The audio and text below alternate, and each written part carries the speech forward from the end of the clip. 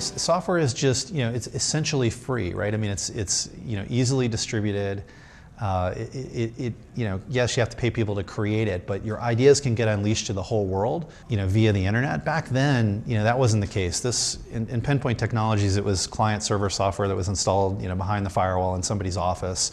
Most people weren't on the internet, right? They were still dealing with those flashing CompuServe prompts. But today, the reach of software is just amazing. You and I could sit down, and the next hour, we could have our software in front of millions of people, if not billions of people on this planet, and that's pretty amazing for distribution. Really, Techstars is focused only on software because it's just what I love, right? I mean, I created the world, right? I get the luxury as an entrepreneur of creating whatever world I want to live in, right? And so I just happen to love that world, and that's what I know, and I want to put my energy and focus into. I think there's certain properties of software as an investor that are incredibly attractive.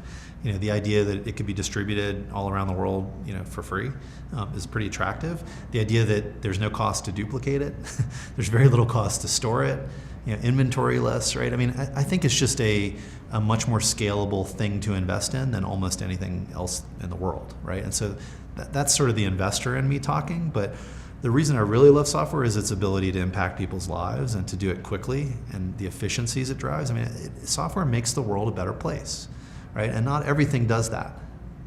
Gosh, the first software product that I ever loved. It's probably a video game when I was a kid called Asylum. Some people watching this might remember it, but I mean, is the earliest of the early sort of, first person walking around, trying to get out of this crazy place, right? And it was like a maze, and I just remember this thing never ends. How do these people, how are they so creative to box me into this maze that there were crazy people running around and I had to figure out how to get out of? And you just felt like you could play it all the time, every day. And I just remember the creativity that went into that. And today it would be viewed as a joke, right? It's like the simplest game ever. But that was my first real, like, wow, I love this thing. You get up in the morning and want to play it, and you just play it all day, right?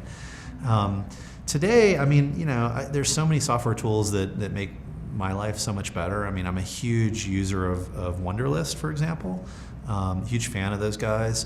It's just this beautifully simple task list, right? And it literally runs my life. I pull out right now my task list and show you everything I'm going to do today, tomorrow, right? It just keeps me organized. You have to be ruthless at prioritization in the role that I'm in, and it helps me do that. I think Voxer, many people know WhatsApp, they don't know Voxer. Very similar product. It's instant voicemail. We run our whole company on it. We could not survive without it. We have 50 people in 12 locations. We're a highly distributed company. We talk on Voxer all the time. Like, if I walked out of this room back to my office, I could catch up with 2 people that I work with. By instantly leaving a quick voicemail for them, they get it and they respond in their own time.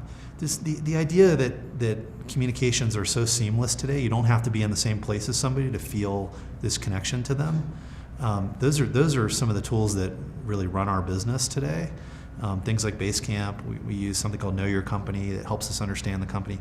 We love a lot of these tools, and I don't see how we could live without them anymore.